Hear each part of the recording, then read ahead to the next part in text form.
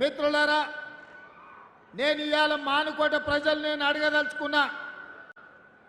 ఈ ప్రాంతంలో 10 సంవత్సరాల నుంచి కారు గుర్తులే అధికారంలో ఉన్నారు.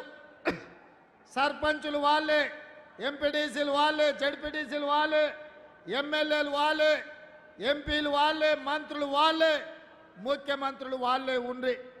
మరి 10 సంవత్సరాలల్లా ఈ ప్రాంతానికి రావాల్సిన నిధులు వచ్చినాయా? బయ్యారం ఉక్కు కర్మాగారాన్ని తెచ్చిండ్రా? కాజుపేట రైల్వే కోచ్ ఫ్యాక్టరీని వరంగల్ ప్రాంతానికి తీసుకొచ్చిండ్రా? ములుగులో ప్రకటించిన గిరిజన యూనివర్సిటీ ఆలస్యం కావడానికి కారణం ఏంది?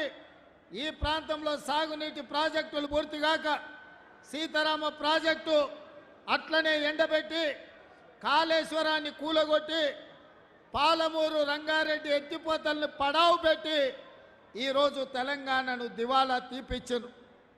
అందుకే మిత్రులారా, మొన్న జరిగిన డిసెంబర్లో ఎన్నికలలో కల్వకుంట్ల చంద్రశేఖరరావును బీఆర్ఎస్ను బండకేసి కొట్టిండ్రు. 100 మీటర్ల గోతి తీసి పాతి పెట్టింది మీరే కదా.